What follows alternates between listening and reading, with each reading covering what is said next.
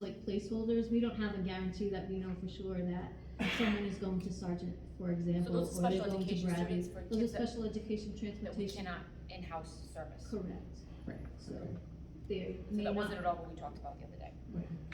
so it's a restoration of those funds for. Because what happens is, when all of a sudden, if you don't have money in that budget, bless you, if you don't have money in that placeholder, and all of a sudden you have an out-of-district student that goes, these schools cost anywhere from $60,000 to $80,000 or more.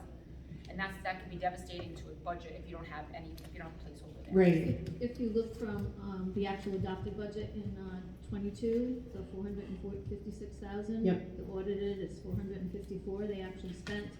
The next year, the budget that we're in this year is only 276,000, the numbers are running higher than that, so we restored that back to where it seemingly should be. is going to be. Well, seemingly it looks like that's what the population will be. And I'm sure we took into account enrollment figures, enrollment trends, when we're restoring the budget for out-of-district students. This is for out-of-district students who can't be serviced here. Who can't be serviced here? Special programs. Special I would programs. do that way. Okay. No. Is there any way to predict that with enrollment data and enrollment trends? No, only if you can tell, all right, we have 3 kids there this year, we're gonna have 3 kids there next year. But you still have to, you really can't, if we have a student Yeah. that's in the We middle don't know if school, someone's gonna you move can in. assume, but you have no idea if a student's gonna move in. I Or mean, move out.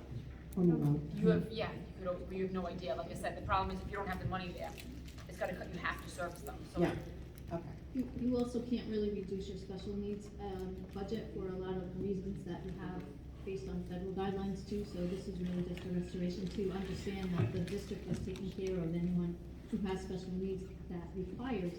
Right, well, we want them to do that. We want to take care of our special Positively, education. kids. positively, Okay. and that's what this is trying to do. Page 38, it's third line down, stipend, athletic coaches, extracurricular.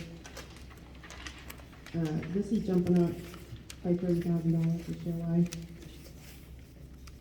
So a lot of the stipends, just so you know, were kind of, I went by the contract to see what those stipends that had been listed within the contract were. So a lot of these are being restored to what is allowable in the contract when I could identify those components as they relate to the budget. If you look back, again, it wasn't budgeted accurately, it said budget, so if you look forward, it says budget, 17,000. And then it says Spend 27,000. 27,000, so if you look back, this is Diane just fixing the budget how it should be with accurate numbers. Right, so I did notice that, thank you, Shelley.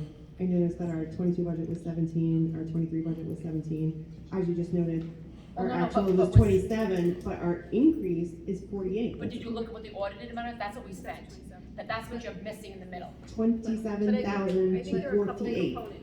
Yeah, I do wanna just let you know too that I did look at a lot of this stuff, because the comparability again, so we also have, we look at the unaudited numbers and I can see where that stuff goes, but I also went to the contract, and in the contract, there are particular stipends that are allowed for individuals to be paid for a lot of stipend positions. So I put those based on the contract that I could see in the situations that I could find them. So there, if you looked at the teacher's contract, you will find some of those stipends have been, and perhaps there are not people doing that, but I did not want to, avoid putting wanna leave those it back in.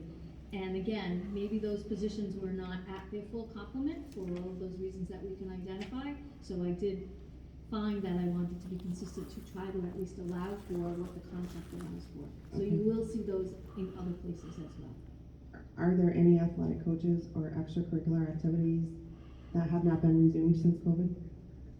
I don't think that's Diane's place, I don't know if that's, Diane's gonna know that, I don't know. I mean, if they're contractual, we post them, not everyone is always filled. I think that's my best answer. Okay. But Diane, thank you for taking the time to go through the contract, to pick out all the stipends, because there's quite a few extra, Well, there's yes. quite a few clubs and organizations that have. And it makes sense, to be honest with you, that your budget, even your actuals or your budgets from prior years may not have all of those in there for the reasons that we all can identify, so I wanted to provide for that information as you go forward, because they are regulated. Because we are contractually obligated. If those, Right. yes, right. Okay. If someone says they wanna take that position, then we're obligated to fill it. Then you're Yes. obligated to fill it, okay. So that was another component that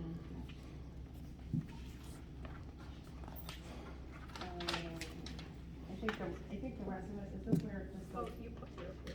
is this where it just goes into like individual salaries, which? Yes. Okay. So then, And that's kind of out of our hands, because a lot of it's contractual, right, step increases, yeah. right. Okay. So Thank you. Lori, I have one question for you. Oh my God. Do you like the podium and the microphone? I love the podium and the microphone. The podium is okay, but you know, so that kind of brings me to my next point, right? Because I've been vocal about not being able to hear you and even noticing that some of you can't even hear each other. And it has been especially wonderful tonight to be able to hear. And I can't wait for the quality of the recording, which I'm sure is. Well, the only thing I want to raise the point of, it's a beautiful system, and again, you have a great school system here, all these kids with all these great accomplishments, but look at where everyone's mic is right now. Well, because we're not speaking. Yes, you are. You've been speaking all along, and they're not any good. Correction, when I speak, I Bend it down. All right. I did every time. You're right. I'm a lifelong learner, I will be better at. Okay. I appreciate the feedback. I've always waited for this moment to lecture a stupid group of teachers. I'm right in the right place. Ms. Henry gets actually extra stickers for today, all right, because of her professionalism with the microphone. Thank you. Thank you, guys. Are there Can I any just ask, questions can I tonight? just ask one, before you go, I just wanna be sure that I'm looping back with you on 3 things. Can you just email me what those 3 are, and then I will respond to you? Yeah. And while we're talking about this, I think it's great to say thank you to Dave Carnevale. He heard this, he moved to get this all set up. He worked with Steve Essex as well to make sure you are all in review. And so the microphones are on, and we will do a better, and the roof. And- Thank you. And there's one other thing to note. Do you notice the shape of the tables tonight? We're in a little bit of a U. Yeah, so we You can like all that? see each other, so we're moving forward. Excellent, glad to see it. Thank you all for your hard work. I can tell that you took a lot of time with the budget, Diane. I'm especially impressed that you had the answers to my questions, although they were just great, right? I had a lot of questions, bad, though. no. I had a lot of questions, so Thank that's totally awesome. Thank you so much. I And Lori, appreciate please it. make sure you, March 21st is the financial town meeting, is the financial meeting for the school to support the budget. So, You know I'll be there. I know, please make sure you bring that. If I could just jump in and make a comment here. You know, I worked with Diane Brennan for years in the Gloucester system. She was our, if nobody knows that, she was our full-time finance director for the town of Gloucester for many years. And prior to that, she worked for the town of Warwick. Diane is retired and she is working for us in a consulting capacity to have built this budget with Dr. Palazzo. And I can tell you from the years that I used to come here as a town councilor, try to get the kinds of answers that these 2 people provided for you tonight, you would have never gotten before. And so, big kudos. Great job.